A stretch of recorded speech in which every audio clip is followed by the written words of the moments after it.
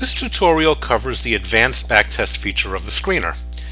And before we go to that, let's just review what we saw in a basic backtest of a simple value screen covering a fairly short period, only 4 months, with 4-week rebalancing. We saw that a hypothetical portfolio grew in value from 100 to 136.3. And notice our observation periods, our test periods. We have a 4-week period from 9/30 to 10/24.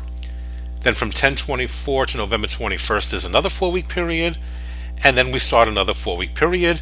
And this should be familiar. This is pretty much the way portfolios are managed in the real world. But what would have happened, how might our results have looked had we started, instead of here on September 30th, suppose this were our beginning date? If this were the beginning date, depending on how the rebalancings fell, these bad periods might have had a much greater influence on our overall results.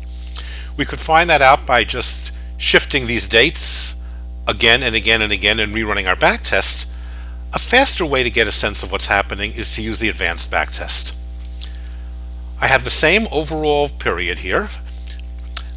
We're going to continue to look at 4-week holding periods, but we're going to do something different, frequency. And the best way to explain this is simply by demonstrating. I'm going to click to rerun the backtest, and let's take a look at our results. Notice here's the first 1-week period. All right, now, when does the first 4-week period? When does the next 4-week period begin? Not October 24th, that's up here. The next 4-week period begins October 3rd. Another 4-week period begins October 10th, and you'll notice there's overlapping here. This period begins before this one ends.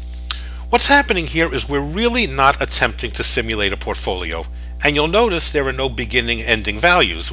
We're not saying $100 grew to such and such. All we're doing is studying various isolated 4-week periods. We've decided to make each of these samples, we set them to be 1 week apart.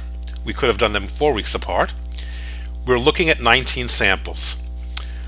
You can evaluate this sort of thing by looking individually at these rows and getting a sense of how strong your model is. For a longer period, you would certainly want to use the download link and bring this into Excel. And of course, you definitely want to look at this area here, the summary. What we see is that this model was particularly strong during up periods, but very, very weak during down periods. It's much more apparent with the advanced backtest than it was before. So anyway, this isn't something that can be used in conjunction with a conventional backtest. It helps you get a sense of how your model looks without reference to really when a simulated portfolio begins or ends. And that concludes the tutorial for advanced backtest.